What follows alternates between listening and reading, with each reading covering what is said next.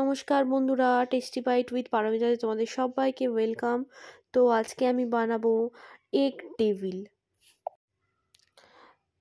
তো এখানে আমি 4টে আলু নিয়ে নিয়েছি, ওটাকে হাফ করে কেটে প্রেসার কুকারের মধ্যে সিদ্ধ বসিয়ে দেব।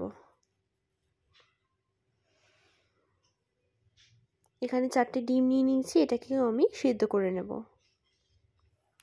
এবার ছোট ছোট করে কুচি করে রেখেছি পেঁয়াজ, একদম দেখতে পাচ্ছ কতটা ছোট ছোট করেছি। আর এই টমেটোটাকেও ছোট ছোট করে কুচি করে রেখেছি। ডিম যেটা সিদ্ধ করে রেখেছিলাম ওটাকে খোসা ছাড়িয়ে রেখে দিয়েছি। ডিমগুলোকে হাফ করে কেটে নিয়েছি, দেখো কত সুন্দর লাগছে, একদম ফুলের মতো। এবার আলুটা যেটা সিদ্ধ করেছিলাম তারও খোসা ছাড়িয়ে আমি নিয়ে নিয়েছি। এখানে সরষের তেলের মধ্যে আমি ফার্স্টে একটু সাদা জিরা আর পেঁয়াজ আর ওই টমেটোটাকে ভালো করে ভেজে নেব, একদম গোল্ডেন ব্রাউন করে ভেজে নিতে হবে। তারপর এখানে রসুন আর লঙ্কা বাটা, এটাকে আমি এর মধ্যে অ্যাড করে নেব, দিয়ে একটু নাড়াচাড়া করব। আসলে আমি ওই ক্লিপটা নিতে একটু ভুলে গেছিলাম, তো এটাকে ভালো করে এইভাবে নাড়াচাড়া করে নিতে হবে।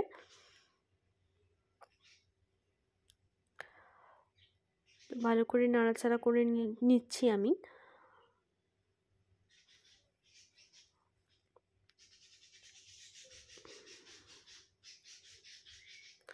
এরপর এর মধ্যে একটু হলুদ গুঁড়ো, লবণ আর লঙ্কা গুঁড়ো অ্যাড করে নেব।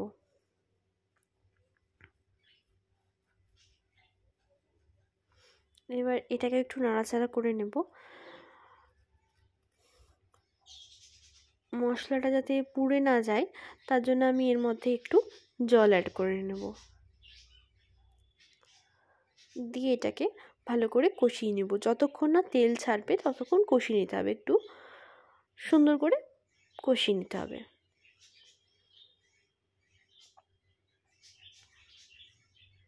দেখতে পাচ্ছ আমি কিভাবে কষাচ্ছি। এবার দেখো কিরকম ভাজা ভাজা করে তেল বেরিয়ে গেছে, আমি কষিয়ে নিয়েছি। এবার আলু সিদ্ধটাকে গ্রেট করে এর মধ্যে মিশিয়ে নেব।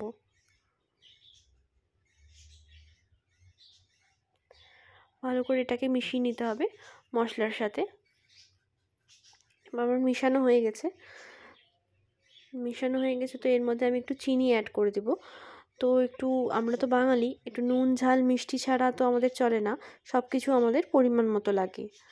তো এর মধ্যে একটু চিনিও আমি দিয়ে দিলাম, দিয়ে এটাকে ভালো করে নাড়াচাড়া দিয়ে নেব।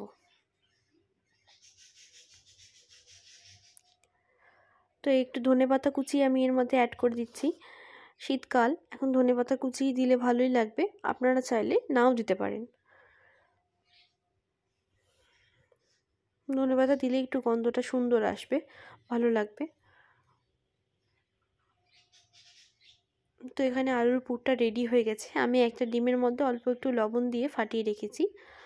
আর এটা হচ্ছে ময়দা, আমি এখানে ময়দা নিয়েছি। আর এটা ডিমটা সিদ্ধ করে কাটা যেটা আছে। আর এটা আমি বিস্কুটের গুঁড়ো নিয়েছি, আপনারা চাইলে ব্রেড ক্রাম্বসও নিতে পারেন, কোনো অসুবিধা নেই। আমার কাছে বিস্কুটের গুঁড়ো ছিল তো আমি ওটাই নিয়ে নিয়েছি। তো এবার আলুর পুরটাকে হাতের মধ্যে এভাবে নিয়ে একটু ফ্ল্যাট করে নিতে হবে, দিয়ে একটা হাফ ডিম নিয়ে ওর মধ্যে এইভাবে উল্টিয়ে একটা টেবিলের যেমন শেপ হয় ওরকম শেপে গড়ে নিতে হবে। আমরা কম বেশি তো সবাই জানি কেমন শেপ হয়, তো এইভাবে গড়ে নিলেই হবে। এবারে ময়দার মধ্যে আমি এটাকে কোট করে নিচ্ছি।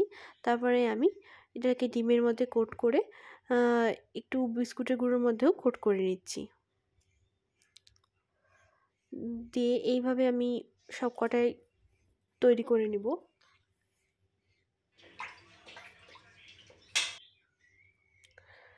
তো এর মধ্যে কড়াইয়ের মধ্যে আমি সরষের তেল গরম করে নিয়েছি। আপনারা চাইলে সাদা তেলেও ভাজতে পারেন, কিন্তু আমরা সরষের তেলটা খাই, তো সরষের তেলে গরম করে নিচ্ছি। তার মধ্যে গরম হয়ে গেছে, এবার ডিমের টেবিলগুলো ছেড়ে দিলাম। আস্তে আস্তে একটু সাবধানে ছাড়বেন যাতে হাতে তেল ছিটকিয়ে না আসে। এবার এগুলোকে একদম গোল্ডেন ব্রাউন করে ভেজে নিতে হবে।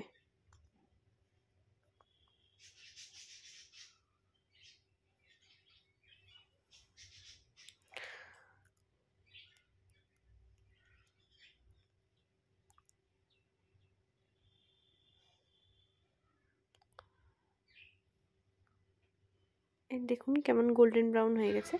ভেজে নিয়ে এবার সার্ভ করুন। আমার কাসুন্দির সাথে বা সসের সাথে সার্ভ করুন, ভালো লাগবে খেতে। তো আজকে এই পর্যন্তই, দেখা হবে পরের দিন অন্য একটি রেসিপি নিয়ে।